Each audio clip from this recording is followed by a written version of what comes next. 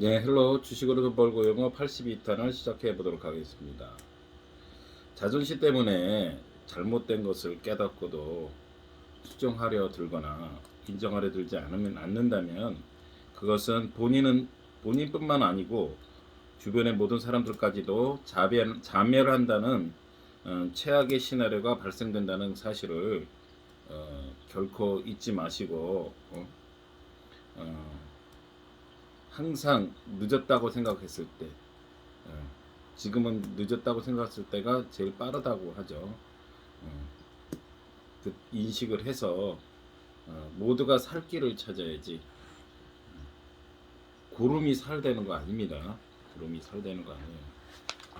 물론 결단하기 힘들지만 뭐든지 인정했을 때 돌이켜 보면 그때가 그래도 그때라도 돌이켜서 저거 할 걸, 그런 마음이 분명히 들게 됩니다. 제가 인생의 선배로서 말씀을 드리는 겁니다. 계속해서 고려 30대 왕 충정왕도 어렸을 때부터 당을 교체하자 하며 대신들이 그 충정왕 역시도요. 뭡니까? 계속해서 그 원나라에 존속되어지자 대신들이 교체하자 하여서 강릉대군 왕기를 추대하게 됩니다. 그래서 그가 바로 공민왕이 되는 거죠. 그래서 제 31대 공민왕 그러니까 강릉대군은 여기서 충정왕의 숙부가 되는 것이죠. 그래서 제 31대 국민왕이 또 고려 정권을 맡게 됩니다. 그래서 이제 이 공민왕이요, 강릉대군이요, 10년간의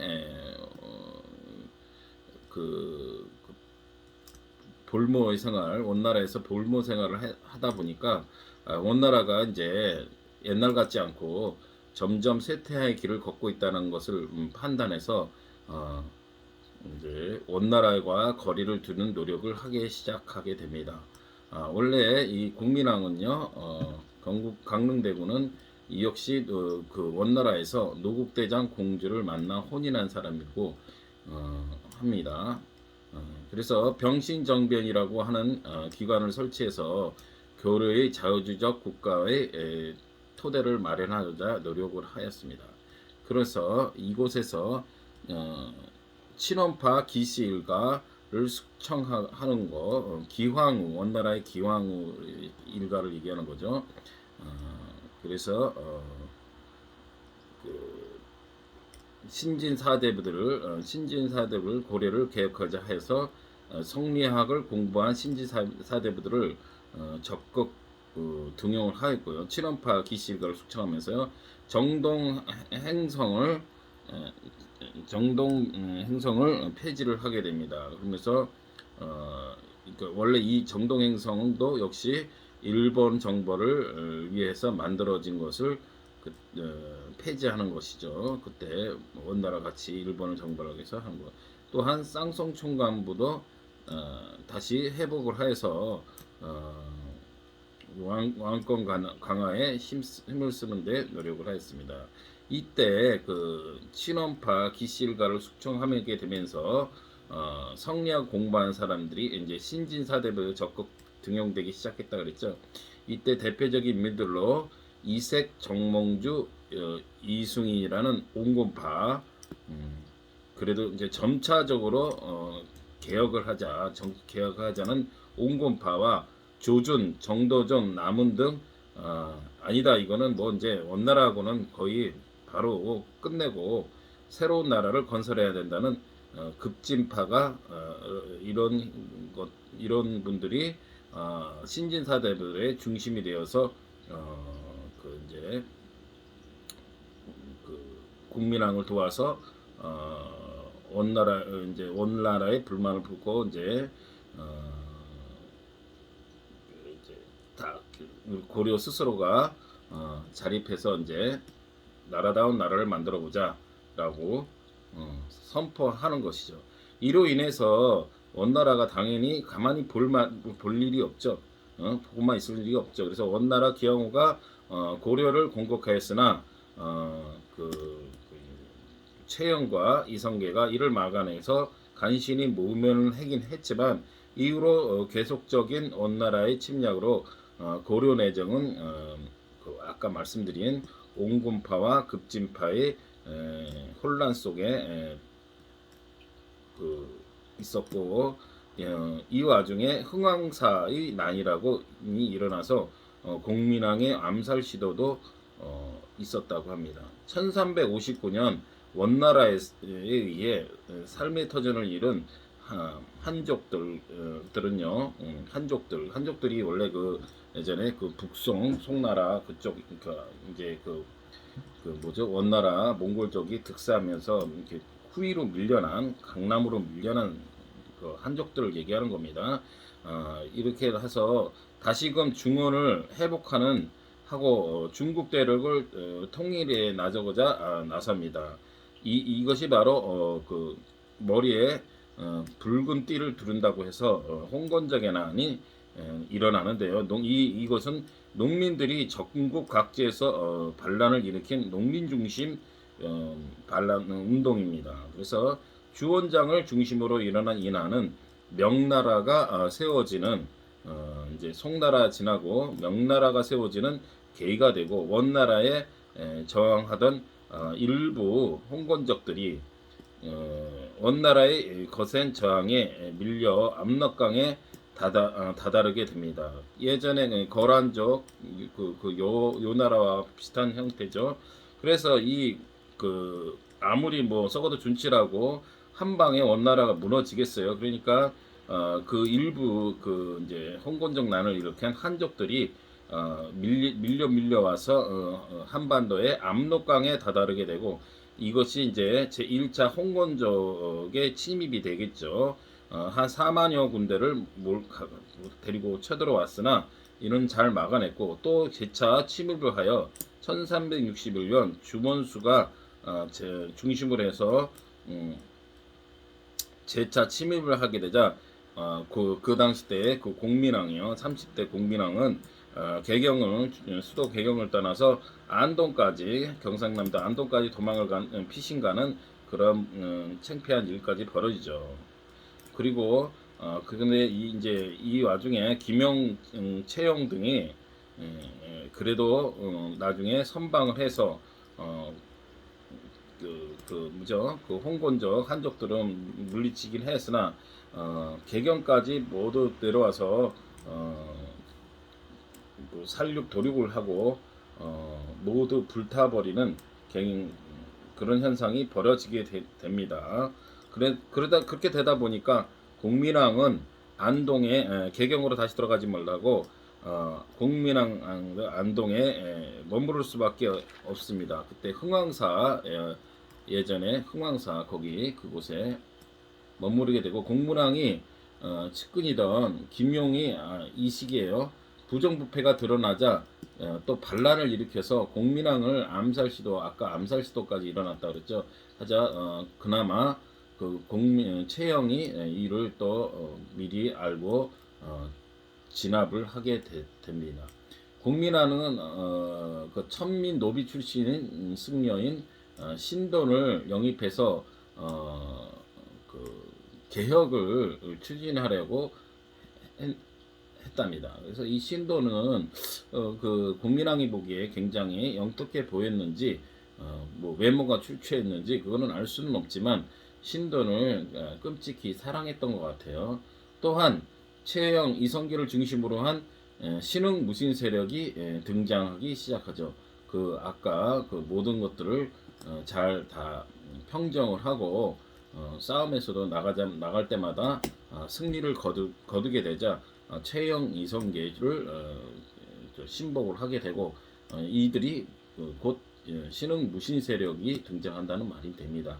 그래서 고려 말의 정치의 핵심 세력으로 자리매김하기 시작합니다. 이제 슬슬 이성계의 이름이 나오게 됩니다. 어쨌든 공민왕은 전국이 안정되었다고 판단해 이제 슬슬 또 북방 세력을 몰아내고자 아예 북방에 있던 원나라의 잔영들을 몰아내자고 하여서 뭐죠? 명나라와의 관계를 맺으며 원나라와의 국교를 단절하면서 이제 명나라 4대 관계를 맺으면서까지 이제 해서 일단은 원나라를 축출하려고 듭니다.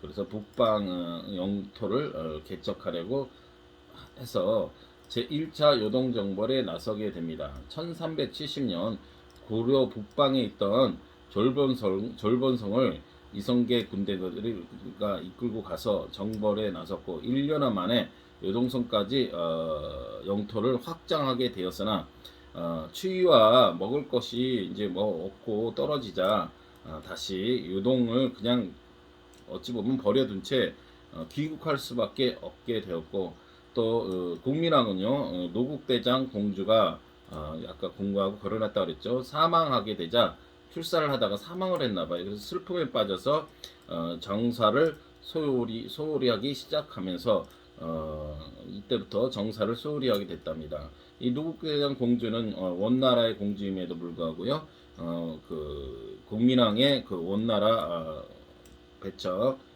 원나라의 관계를 끊는 것에 과감히 동조하면서 여러 가지로 참 보필을 잘 했던 모양입니다. 그래서 충격이 매우 컸다 봐요. 근데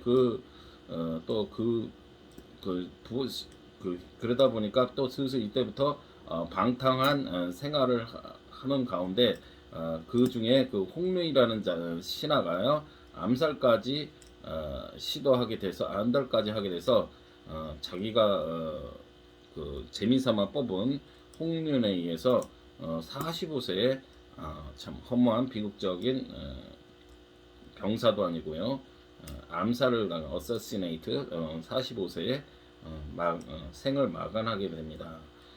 공민왕은요 신돈의 시녀였던 반야라는 신돈이 자기 시녀였던 반야를 바침으로써 원래 이 사이에서 우왕이 태어나는데요. 이제 공민왕이 죽으니까 다음 당이 태어나지 않은 거에 대한 말씀을 드리는 겁니다. 근데 이 우왕이 이제 공민왕 다음에 제 32대 우왕이 되는데요.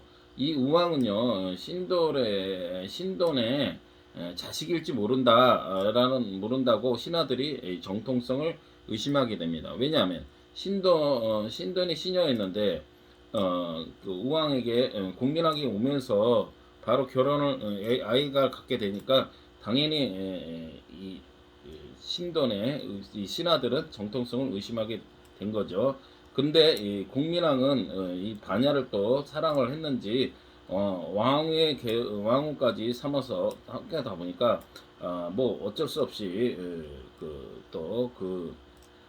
반야 사이에 난 우왕으로 제 32대 우왕으로 옹립할 수밖에 없게 된 상황이 됩니다. 그래서 공민왕의 최측근인 이이님의 적국 후원으로 우왕을 왕위에 앉히게 됩니다. 하지만 나이가 원체 어린 나이에 되다 보니 할머니인 명덕태후가 수렴청정을 하게 되었고 이이님을 이제 제거하고자 이이님이 이제 자꾸 사건마다 간섭을 하니까 이이님을 제거하고자 이제 최영 있잖아요. 최영과 손을 잡고 이제 이이님을 몰아내려고 했지만 이 명덕태후마저 사망하게 되자 모든 결정권은 이이님이 차지하게 되면서 우왕은 그야말로 꼭두각시가 되는 겁니다. 그래서 우왕은 아예 그냥 정사는 팽개치고 음주가무와 사냥 또는 주색, 그래서 여자들에 빠져서 지낼 수밖에 없게 되는 것이죠. 1388년에요. 이이님을 중심으로 임견미, 여문방 등이 또 이제 완전히 권력을 장악하게 되면서 일반 농민들의 토지를 강제로 착취하기 시작했고 이에 도저히 참을 수 없는 채영과 이성계가 손을 잡고 이인임을 숙청하기로 합니다. 이것이 무진피화라고 해서 이제 이걸 눈치채고 이인임이 뭐죠? 이성계의 가족 일대를 모두 죽이라고 했던 사건입니다. 그래서 그거를 또 이성계가 눈치채고 다 이인임을 숙청하게 되면서 이제 이 사건으로 무진피화라는 이 사건으로 인해 절대 권력자로서의 자리매김들을 합니다. 자, 이런 식으로 정신없이 이때 참 명나라는 원래 천령 이북 땅을 자기 땅이라고 돌려달라고 이무렵 때 명나라의 중국 대륙을 통일하고 이런 시기입니다. 이제 명나라는 이제 거의 명나라가 그 원나라를 거의 이제 정복하다시피 하고 멸망시키고 명나라가 이제 중국의 중원을 점령한 시기이라고 합니다. 이 이성계와 채영이 한참 권력을 잡고 휘두를 때는요. 우왕과 채양은 요동 정보를 이제 계획을 하게 됩니다. 왜냐하면 명나라가 이제 북방 천령까지도 천령 있는 그 땅들을 자기 땅이라고 돌려달라고 하기에 이제 우왕과 채영은 요동 정보를 나서게 되는데 계획을 하고서 이성계를 통해서 요동 정보를 하게끔 하게 나섭니다. 그러나 이성계는 4대 불가론이라는 것을 내세워서 도저히 요동 정보는 지금 시기가 아니라는 것을 내세웠지만 우왕과 채영이 워낙 강력히 밀어붙이는 바람에 이성계와 조민수가 5만 군대를 이끌고 북방을 가게 됩니다. 그리고 이성계는 아까 우왕이 또 이 사이에 자신의 가족을 몰살했다는 사실을 알고 이 우왕을 이제 폐위시키고 강화로 유배시키면서 그의 아들을 왕으로 옹립하게 됩니다. 이가 바로 제33대 왕 창왕이 되는 것이죠. 그래서 1389년 우왕을 복위시키려는 조짐이 보이자 우왕과 이제 또 우왕과 또 그의 아들 창왕을 강릉으로 유배시키면서 그들을 나중에 처형하게 됩니다. 이들은 각각 나이가 25살, 10살이고 하고요. 또 정창군이라는 순수한 혈통이라고 해서 아까 왜냐면은 이 창왕과 아까 누구죠? 우왕은 약간의 이성계가 이렇게 했던 것은 정통성에 의심이 간다고 했던 것입니다. 그래서 바로 왕에 오르지 않고요. 정창군이 그를 왕으로 옹립하게 되는데 이가 바로 고려의 마지막 왕인 공양왕이 됩니다. 이성계가 모든 국정을 좌지우지하며 이색 이게 공양왕 이 역시 아까 우왕이 이인님이 꼭 들어가시다시피 공양왕은요 이 탕이 옹립했으니 모든 국정을 좌지우지하게 되자 이때 문신 중에 신진사대부 이색 정몽주 등이 반기를 들었으나 역부족이었던 거죠. 그래서 명나라의 힘을 빌어 주원장이가 가서 이성계가 명나라를 그러니까 1390년에 윤희와 이초가 이성계를 처단하기 위해서 명나라의 힘이 필요하다 그래서 주원장에가 가서 이성계가 명나라를 공격하여 한다는 거짓말을 정보를 흘리면서 이성계를 죽이려 했으나 정도전이 이 명나라 가서 이를 거짓 증언이라고 무마를 시키게 되면서 이제 신진 사대부들이 더욱 권력을 공고하게 됩니다. 정도준을 중심으로 한 신진사대부 세력이 되는 거죠. 마지막에 끝까지 저항했던 정몽주는 선진교에서 이방원에 의한 죽임을 당하죠. 이 이방원은 참고로 이성계의 5번째 아들이 되는 거죠. 1392년 공양왕에게 옥세를 물려받고요. 결국은 1392년에 이성계가 왕에 오르면서 이 풍파가 모진 풍파가 했던 이 고려의 시디는 이로써 막을 내리게 됩니다. 물론 이 이후에 고려 그 왕실가들이 많은 저항들이 있었지만 결국 뜻을 이루지는 못합니다. 그래서 아까 오늘은 뭐 고려를 마감하다 보니까 시간이 많이 됐네. 그래서 뭐 사설 부분은 안 하겠고 그냥 단지 그 제목으로 보면 불안한 출마라고 그래서 쉐이키 캔디던시 그래서 이재명 지사의 그 대권에 대한 얘기를 하는 거죠. 그래서 이 사람이 원래는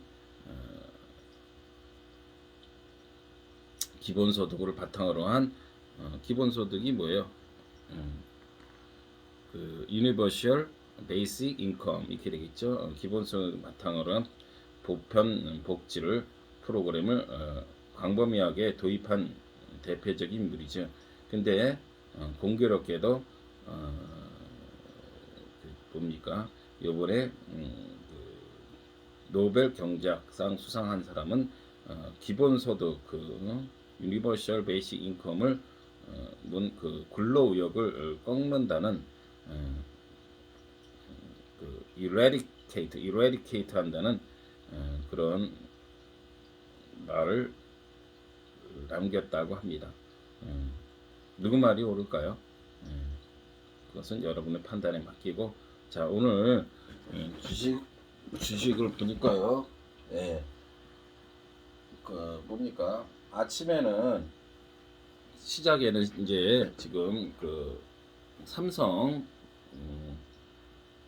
홍라인인가요? 뭐 삼성 SDS부터 해가지고 지분을 일부 매각한다고 해서 요즘에 계속 떨어지다가 지금 보니까 그래도 그나마 살짝 반등을 모색하는 그런 분위기로 가고 있습니다. 예. 인내하시는 수밖에 없습니다. 그냥 뭐 누구 말 잡고 기본 사신 분들은 그냥 적금 보듯이 뭐 돈이 많으신 분들은 한 달에 1,000만 원씩 그냥 이렇게 사시고 적금 분들은 100만 원씩 적금 분다는 생각으로 하시면 사실은 부담이 없는 거예요. 다 애초에 말씀을 드렸죠. 그거를 욕심을 부려서 그냥 그게 최저가라고 생각해서 몰빵을 하다 보니까 이렇게 지금 구만전자에 들어가신 분들은 지금 아픔이 크겠죠. 그렇지만 그분들 역시도 또 좀 시간이 롱텀 될 뿐이지 분명히 10만 전자 된다는 거를 이종석의 말씀을 믿고 좀 참고 그냥 없다라고 생각하고 그냥 열심히 자기 생활에 충실하시다 보면 좋은 날이 오지 않을까라고 생각하면서 오늘 고려 파란만장했던 고려의 역사를 마쳐보도록 하겠습니다. 화이팅! 오늘